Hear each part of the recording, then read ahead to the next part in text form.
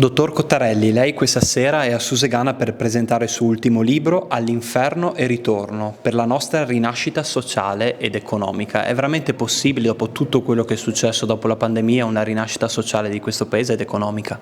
La rinascita nel senso di tornare dove eravamo nel 2019, sì, cioè il rimbalzo è abbastanza facile.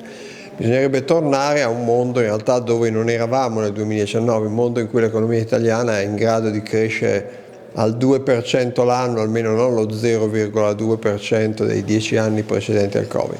È possibile se vogliamo farlo. I finanziamenti dell'Europa rendono più facile questa cosa, ma non è garantita, dipende da noi. Lei ha parlato di inferno anche nel titolo, ma per i giovani italiani è veramente un inferno entrare nel mondo del lavoro? Per gli ultimi 10 anni, lasciamo perdere ovviamente il disastro del Covid, ma i 10 anni precedenti al Covid sono stati i 10 anni in cui 250.000 giovani italiani, al netto dei pochi che sono rientrati, sono andati a lavorare all'estero, quindi non è stato un periodo molto bello, un periodo in cui l'economia cresce poco, è un periodo in cui si creano nuovi posti di lavoro, pochi posti di lavoro buoni, e quindi la gente va all'estero, i giovani vanno all'estero. E il ruolo della politica in questa crisi, prima nella crisi economica, adesso nella crisi pandemica, veramente quale deve essere, che cosa deve cambiare nella politica per non affossare?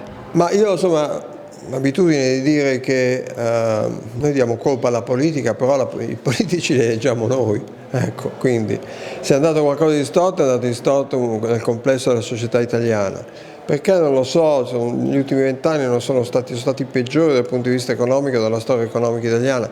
Conta molto l'invecchiamento della popolazione, per esempio, conta molto il fatto che siamo entrati nell'euro forse impreparati, pensando che tutto diventasse facile, invece l'euro di per sé andava bene, però non si può vivere nell'euro pensando di essere fuori dall'euro come noi abbiamo fatto per un po' di tempo. Abbiamo avuto questa sfortuna dalle crisi globali, eccetera, quindi adesso però dobbiamo riprendere, credo che sia possibile.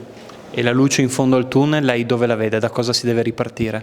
No, dunque, i dati già ci dicono che l'economia italiana sta crescendo quest'anno più rapidamente del previsto, quindi stiamo uscendo, alcuni settori, il manifatturiero, le costruzioni, stanno già operando a livelli superiori di quelli pre-crisi. Questa è la luce migliore da vedere, perché già qui non è che ci voglia molta fantasia, si vedono le cose. Adesso il problema è andare avanti, come dico, tornare dove eravamo nel 2019 secondo me avverrà rapidamente, più rapidamente del previsto. Poi ripartire da lì richiede quelle riforme che non abbiamo fatto in passato, pubblica amministrazione va riformata, bisogna semplificare, digitalizzare, solito elenco, la giustizia che non funziona, eccetera, e così via. Queste sono le cose che dobbiamo fare.